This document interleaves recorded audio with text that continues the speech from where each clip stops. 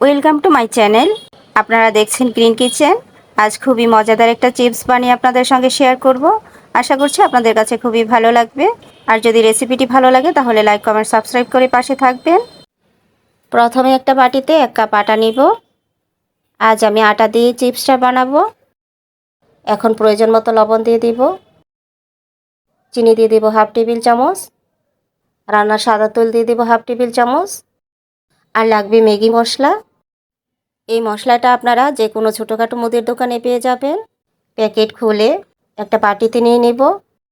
এখান থেকে অর্ধেকটা মশলা নেব, আর বাকি অর্ধেকটা মশলা পরে দরকার হবে। এখন সব উপকরণ আটার সাথে ভালোভাবে মিশিয়ে নেব। আর এটা হচ্ছে তেলাকুচি পাতা। এখান থেকে কয়েকটা পাতা নিয়ে যতটা সম্ভব মিহি করে কুচিয়ে নিতে হবে। এর পরিবর্তে আপনারা নিতে পারেন ধনে পাতা, পুদিনা পাতা, পেঁয়াজ কলি, যে কোনো একটা নিতে পারেন। তবে তেলাকুচি পাতাটা ডায়াবেটিক্স রোগীদের জন্য খুবই উপকারী।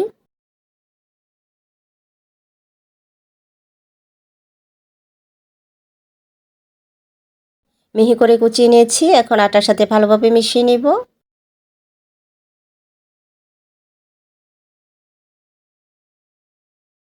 সব কিছু একসঙ্গে মিশিয়ে নেওয়া হলে নর্মাল টেম্পারেচারে থাকা পানি দিয়ে ডো মাখিয়ে নেব।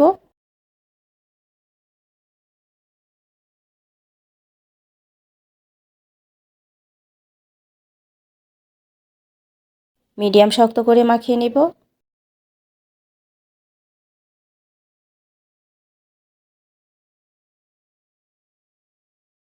ডো মাখানো হয়ে গেছে।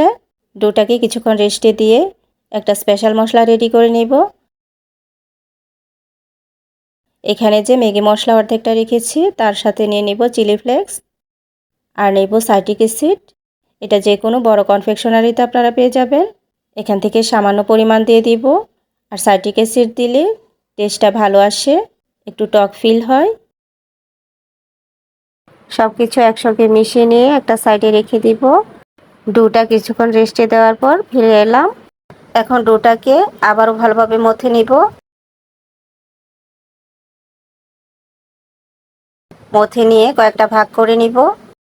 এবার একটা ভাগ দিয়ে পাতলা করে বড় রুটি বেলে নিব।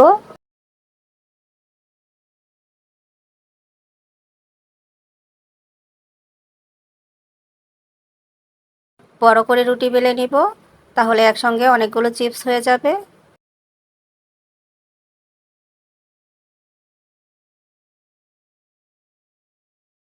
দেখুন রুটিটা এরকম পাতলা হবে। রুটি বেলার পর এখন কেটে নিতে হবে। প্রথমে লম্বা করে এভাবে কেটে নিব।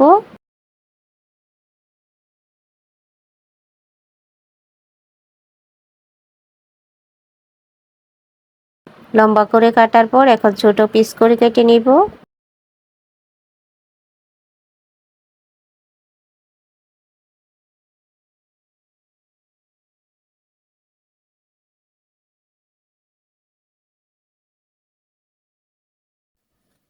কেটে নিয়েছি। এখন একটা করে নিয়ে দুই পাশ থেকে মাঝ বরাবর চাপিয়ে দিব। দেখতে পাচ্ছেন কিভাবে করে নিয়েছি।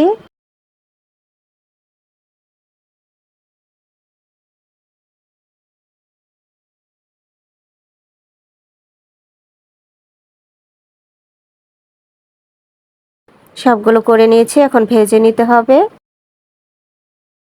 চুলায় ফ্রাই প্যান বসিয়ে তেল দিয়ে গরম করে নিব। তেল গরম হয়ে গেলে চিপস দিয়ে দিব। চুলার আঁচ মিডিয়ামে রেখে মুচমুচে করে ভেজে নিতে হবে। হালকা ব্রাউন করে ভেজে তুলে নিব।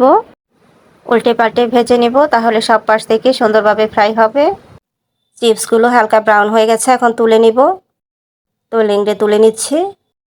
চিপস গরম থাকা অবস্থায় মশলা মিশিয়ে নিতে হবে।